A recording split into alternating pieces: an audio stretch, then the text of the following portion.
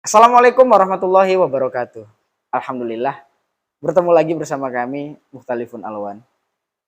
Pada kesempatan kali ini ya termasuk episode yang cukup istimewa karena kali ini kami hadirkan seorang apa ya, kalau di tempat kami itu sudah termasuk seorang sesepuh, seorang yang disegani, dihormati di kampung kami dan termasuk orang-orang yang eh, golongan awal yang menempati daerah kami gitu. Jadi mungkin ada hal-hal menarik dan ilmu-ilmu bisa kita angkat dari beliau. Untuk itu langsung saja kita sapa beliau. Beliau adalah Pak Adi Suwito. Assalamualaikum Pak Adi. Waalaikumsalam warahmatullahi wabarakatuh. Wah, kelihatannya sehat nih Pak Adi ya. Alhamdulillah. Alhamdulillah. Apa rahasia sehat ini Pak Adi sampai di usia sekarang ini? Ya rahasianya ya sering olahraga. Olahraga ya. Olahraga. Heeh. Kalau umpama saya di sini kan ladang itu. Oh masih ngeladang Pak Adi? Ladang pagi setelah jam 6 itu burung berbunyi-bunyi itu kan bersaut-sautan, saya udah ke ladang itu. Oh, jadi olahraganya ngeladang nih. Ladang, kadang-kadang nanti jalan kira-kira lebih kurang ada 1 kilo lah gitu tuh. Oh, iya itu rahasia sehatnya Pak Adi ya. Sehat, Salah sehat. satunya ya. Oke. Jadi Pak Adi, kenapa Pak Adi kami hadirkan kemari, ya kan? Jadi kami pengen tahu nih Pak Adi. Pak Adi kan hidup di, kalau boleh tahu di tahun berapa lahir Pak Adi? Saya lahir tahun 1964. 64. Wow. Sekarang mungkin udah berapa usia Pak Adi? Lebih kurang 58 tahun. Udah hampir 60 Pak Adi ya? Hampir 60. Wah, ini kan udah merasakan beberapa generasi nih Pak Adi. Iya. Nah, yang mau Hakim tanya nih ke Pak Adi, kira-kira kondisi dulu Pak Adi ya, dengan kondisi sekarang, zaman sekarang, itu dari sisi keagamaannya lah Pak Adi ya, dari sisi agamanya, kira-kira ada perbedaan nggak Pak Adi?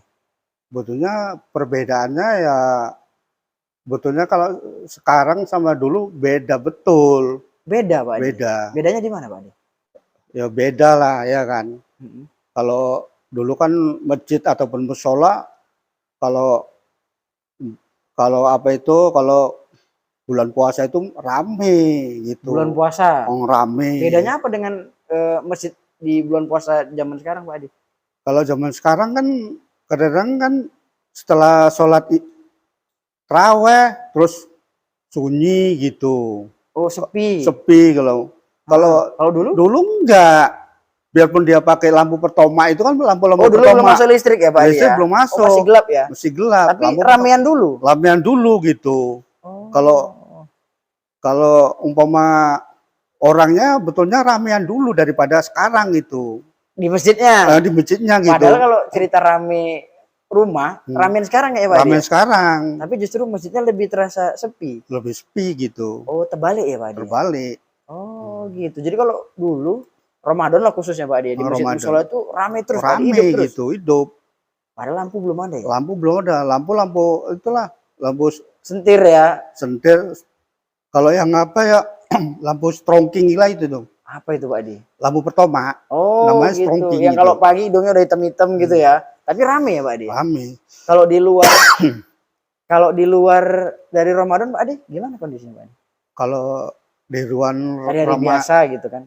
Hari biasa ya rame juga gitu, cuma kan nggak sampai pagi gitu. Kalau umpama kadang anak-anak itu kan ngaji siap maghrib itu ngaji gitu, rame lah gitu. Sampai sampai pukul 10 lah. Kalau dulu kalau umpama sampai malam kali kan gelap kali gitu. Karena kondisi itu ya. Kondisi itu. Tapi gitu. Dulu anak-anak masih berduyun-duyun itu ya ke masjid kalau sore ya. Iya, rame gitu. Sampai batas jam 10. Sampai 10 rame gitu. Kalau sekarang udah kayaknya pemandangan itu udah agak berkurang Pak Di. Iya, sekarang kadang-kadang di masjid pun setiap selesai sholat isya terus nggak ada orang, bubar itu. Kalau dulu enggak. Terus berlanjut terus gitu. Apa aja kegiatannya Pak Di? Apa aja kegiatannya? Saya perhatikan dulu ya itulah tahunnya kan cuma membaca Quran. Baca Quran ya. Baca Quran dulu kan nggak ada Iqra, alif-alif dulu gitu. Tapi ada aktivitas agama di situ terus ya Pak Adi, nggak langsung bubar ya? Enggak. Oh, berarti orang-orang yang di masa itu lebih apa ya? Lebih banyak lah aktivitas religinya dulu justru daripada sekarang Pak Adi ya. Iya. Mungkin gitu ya. Oh, dulu berarti dari anak-anak tadi Pak Adi ya, sore ngaji, terus malam bapak-bapaknya ngaji gitu. Dulu Pak Adi juga ikut ngaji gitu? Ikut, cuma saya ngajinya beda gitu. Beda, nggak ikut di masjid itu maksudnya? Ya kadang-kadang sekali-sekali nengok. Sekali-sekali ya. Bedanya di mana Pak Adi? Bedanya kan orang itu kan belajar ngaji, kalau saya enggak. Belajar itu kan kalau umpama dalam ilmu persilatan dulu olah nuragan, nah itu yang disukai karena dulu tren kali gitu. Oh, lagi booming itu. Ilmu apa tadi namanya Pak Adi? Olah nuragan. Olah nuragan. Itu ilmu apa Pak Adi? Ilmu silat itu. Oh, belajar berantem. Gitu. Tapi kan bagus Pak Adi. Kan bagus kok, lain gimana maksudnya? Ya kan lain, di situ kan ngaji kan, saya belajarnya itu aja itu. Itu yang di masjid tadi. Di masjid itu. Kalau Pak Adi belajarnya? Belajarnya itu olah nuragan. Belajar fisik. Belajar fisik. Jadi nggak pakai Quran? Enggak. Oh, jadi Pak Adi jago berantem lah ini ya? Dulu. Oh, dulu. Karena itu yang dia pelajari ya? Dulu mesti anak-anak takut juga. Takut kenapa? Kalau mukul orang jatuh langsung gitu. Oh, itu gitu, setelah belajar itu?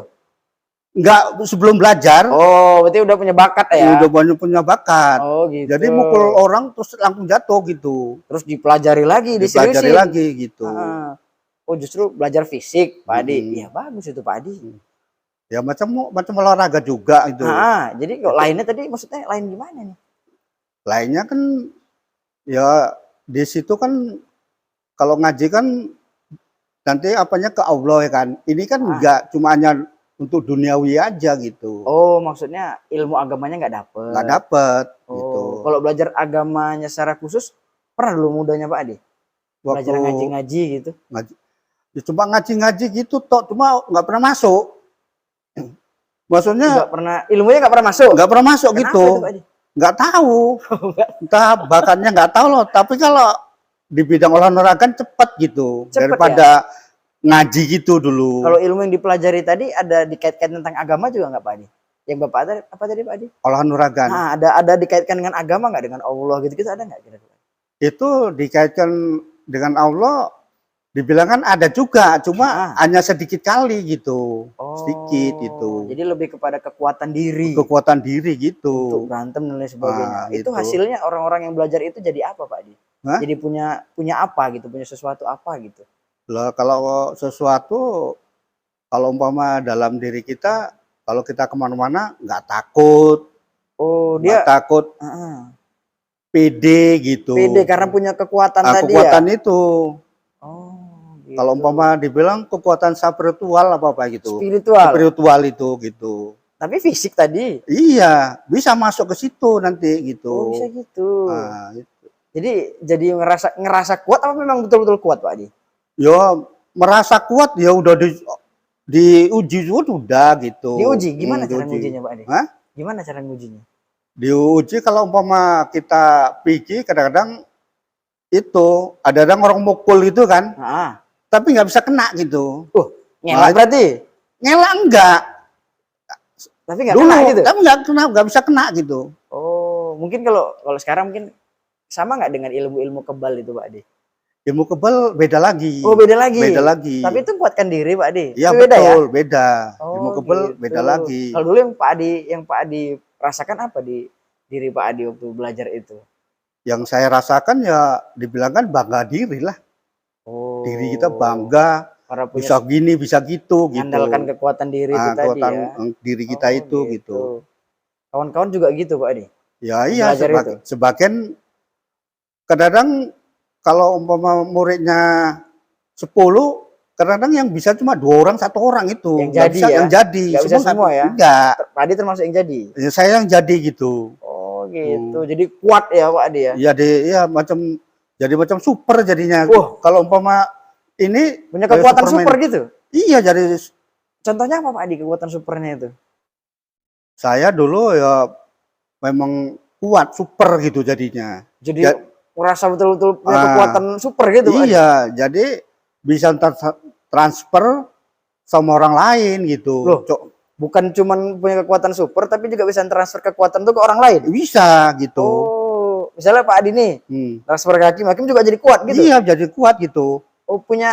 Cuma sifatnya itu Sementara ya. Sementara aja. Kalau ke orang ya, kalau ke Pak Adi orang terus gitu. Lantaran kenapa? Saya yang punya. Iya benar. Iya kan. Pernah punya apa? Mungkin kisah atau apa tentang kekuatan super Pak Adi itu mungkin? Itu saya coba main bola kaki, main poli, main kasti, ibu-ibu gitu. Kalau umpama main poli, udah ada. Kalau di semes itu orang nggak bisa nangkis itu. Oh, kesakitan. Saking kuat itu. Saking kalau kuatnya itu. Di semes kuat, ditangkis pasti bolanya mental itu gitu. Oh, berarti kekuatannya jadi berkali-kali lipat. Berkali lipat itu. Pak Adi transfer tadi. Transfer itu. Bisa gitu ya, Pak Adi? Bisa. Kalau main bola kaki gitu juga.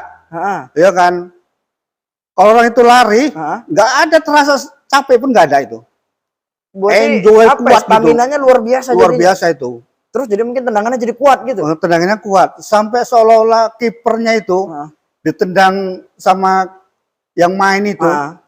Kipernya bola-bolanya masuk gitu. Masuk ke gawang. Ke gawang. Mundur tahu berapa langkah gitu. Kayak film-film Solin Soccer itu berarti ya? Ya iya macam gitu memang jadinya. Gitu, Pak Adi? Iya. Udah dibuktikan ya? Betul itu. Lari pun kenceng gitu? Lari kenceng, nggak ada terasa capek. Wah. Itu dari mana kekuatan itu datang, Pak Adi? Itu kekuatan itu dibilang itu melalui, kalau orang kita ngomong melalui puasa juga gitu. Oh gitu cara dapatkannya? Harus puasa dulu. Ada syarat-syaratnya harus puasa. Berapa hari gitu. Oh, Adi puasa setahun 30 hari lah minimal Pak Adi. Enggak ngerasa gitu Pak Adi? Ya iya, kalau untuk kita mau ngambil ini harus kita puasa dulu. Puasa khusus berarti? Khusus. Contohnya ada juga yang 7 hari 7 malam. Puasa nggak makan-makan. Tapi minum ya? Minum nggak juga. Oh, tahan itu Pak Adi? Tahan. Cuma lemes juga memang itu. Iya, 7 hari nggak makan, 7 hari 7 malam itu udah pernah saya rasai. Udah pernah Pak Adi buat itu? Iya. Akhirnya jadi kuat itu tadi? Ya iya, itulah. Kalau cara bukanya kan itu dari apa, bubur yang paling halus itu. Makanya sikit itu. Oh, itu bukanya? Bukanya itu. Kalau udah apa. Itu syarat-syarat untuk dapat kekuatan tadi Pak Adi? Kekuatan lagi. Itu dulu itu apa namanya, di cover atau di apa ya, dinamai juga pengajian namanya kalau kayak gitu Pak Adi? Itu dibilang bukan pengajian, kekuatan. Namanya ajian itu namanya itu. Kalau ajian. Ajian itu artinya kekuatan.